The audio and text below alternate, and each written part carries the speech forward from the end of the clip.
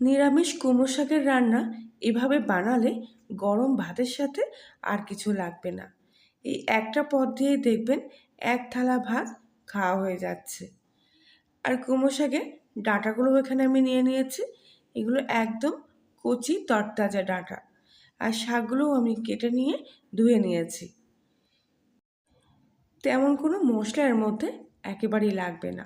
সামান্য একটু পাঁচফোড়ন দিয়েই দেখবেন রান্নাটা কত সুন্দর হয়ে যাচ্ছে। চলুন তাহলে আর বেশি দেরি না করে রান্নাটা বসিয়ে ফেলা যাক। আর তার জন্য প্রথমেই আমি একটা কড়াইতে সামান্য 2 চামচ মতো তেল নিয়ে নিয়েছি। একটা গোটা শুকনো লঙ্কা এর মধ্যে ফাটিয়ে দিয়ে দিয়েছি। আর দিয়ে দেবো 1 চামচ মতো পাঁচফোড়ন। পাঁচফোড়নের গন্ধটা এতে খুব ভালো আসে, সেজন্য অন্য কোনো ফোড়ন না দিয়ে এখানে আমি পাঁচফোড়নই ব্যবহার করলাম। ফোড়নটা কিছুক্ষণ তেলে ভাজা হয়ে গেলে এর মধ্যে আমি দিয়ে দেবো কয়েকটা কেটে রাখা আলুর টুকরো। আলুগুলো এখানে আমি ছোট ছোট টুকরো করে কেটে নিয়েছি। সামান্য একটু হলুদ আর একটু স্বাদ মতো লবণ দিয়ে আলুগুলো এখানে আমি ভেজে নেব। কুমড়ো শাকের মধ্যে অন্য কোনো সবজি আমি এখানে ব্যবহার করলাম না, তবে আপনারা চাইলে এর মধ্যে বেগুন কিংবা ঝিঙে কিংবা পটলও দিতে পারেন। তবে আমার মনে হয় না এত কিছু সবজি কুমড়ো শাকের সাথে খুব একটা বেশি ভালো লাগে। আলুগুলো মোটামুটি এখানে 50% মতো ভেজে নেব। একেবারে কড়া করে ভাজার দরকার নেই। আলুগুলো মোটামুটি ভাজা হয়ে গেলেই এর মধ্যে দিয়ে দেবো আগে থেকে কেটে ধুয়ে রাখা কুমড়ো শাকগুলো। এবারে খুব ভালো করে ভেজে রাখা আলুর সাথে কুমড়ো শাকটা একটু নাড়িয়ে চাড়িয়ে মিশিয়ে নেব।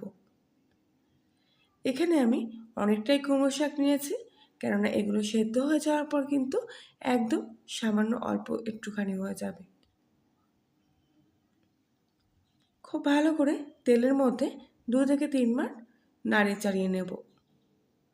এবারে এর মধ্যে হাফ কাপ পরিমাণ মতো জল দিয়ে দিলাম। এবারে ঢাকা দিয়ে গ্যাসের ফ্লেমটা লো টু মিডিয়াম আঁচে রেখে 20 মিনিট মতো শাকটা সেদ্ধ করে নেব। আর ততক্ষণে আমি এখানে আগে থেকে কিছুটা ছোলার ডাল ভিজিয়ে রেখেছিলাম।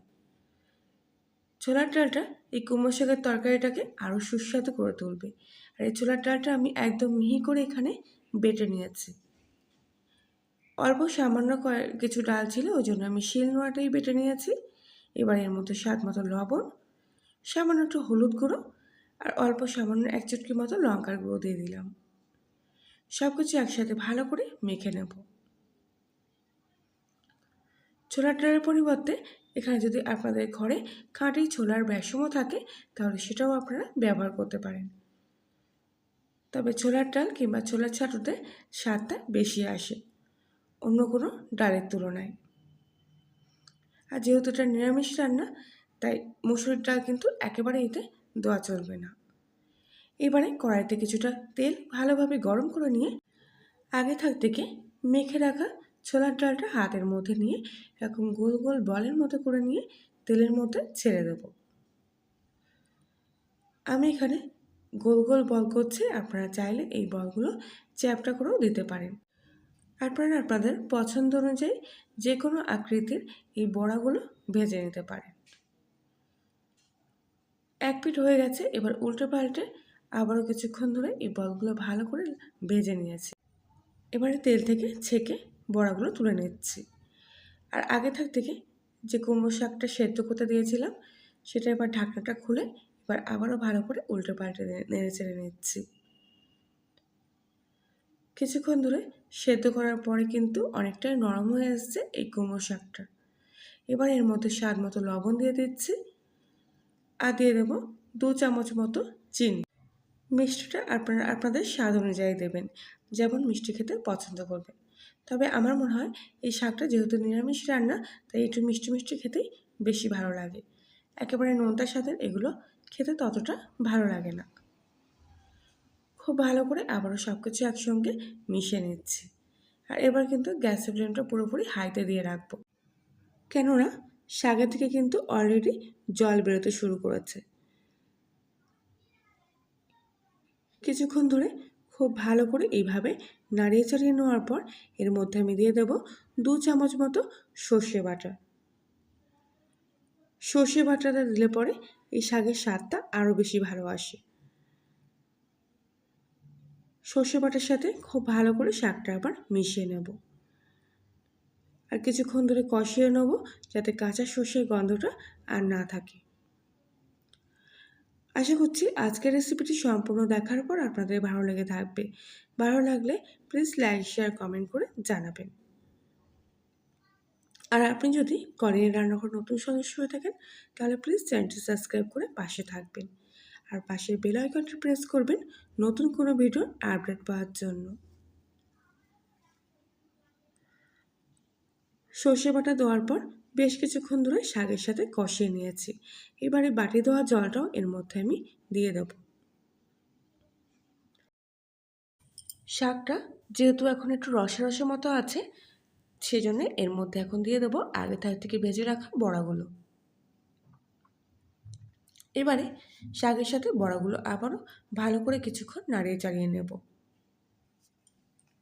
এতে ছোলার ডালের বড়াগুলো খুব ভালোভাবে নরমও হয়ে যাবে আর ছোলার ডালের বড়াতে যে স্বাদটা আছে সেটাও কিন্তু শাকের সাথে খুব ভালোভাবে মিশে যাবে। ছোলার ডালের বড়া যদি এইভাবে ভেজে কুমড়ো শাকের মধ্যে দিয়ে থাকেন তাহলে খেতে কিন্তু আরও দুর্দান্ত হয়। নিরামিষের দিনে এই রেসিপিটি আপনারা একবার বাড়িতে ট্রাই করে দেখতে পারেন। কথা দিচ্ছি গরম ভাতের সাথে একদম অমৃতের সমান লাগবে। বাড়িতে যারা শাকসবজি খেতে পছন্দ করে না তারাও দেখবেন চেয়ে চেয়ে খাবে। আর কিছুক্ষণের জন্য আবারও আমি এই শাকটা ঢাকা দিয়ে রাখলাম, কেননা বড়াগুলো কিছুক্ষণ নরম হতে সময় লাগবে।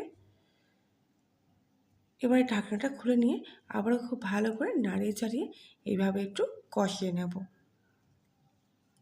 কেননা শাকের মধ্যে কিন্তু এখনও জলটা অনেকটা পরিমাণ কমিয়ে নিয়ে আসতে হবে। আর ততক্ষণে দেখবেন শাকটা আরও ভালো করে সেদ্ধ হয়ে যাবে আর এই শাকের তরকারিটা মাখা মাখা হয়ে আসবে। কিছুক্ষণের মধ্যেই দেখুন কত সুন্দর শাকটা এখন মাখা মাখা মতো হয়ে গেছে আর জলের পরিমাণটাও কিন্তু অনেক কমে গেছে। আর যদি আপনারা মনে করেন আরও একটু বেশি রসে রসে খাবেন তাহলে আর একটু আগে থেকে নামিয়ে নেবেন। তবে আমার মনে হয় এরকম মাখা মাখা খেতেই কিন্তু বেশি ভালো লাগে এই কুমড়ো শাকের তরকারিটা। রান্না কিন্তু আমার একেবারে রেডি। কুমড়ো শাকের সাথে এরকম একটা ছোলার ডালের বল থাকলে দেখবেন কত সুন্দর খেতে লাগবে। যারা শাকসবজি খেতে চায় না তারাও চেয়ে চেয়ে খাবে। তাহলে বন্ধুরা আজকের মতো রেসিপিটি এই পর্যন্তই। আবার দেখা হচ্ছে অন্য একদিন। ততক্ষণ সবাই ভালো থাকবেন, সুস্থ থাকবেন।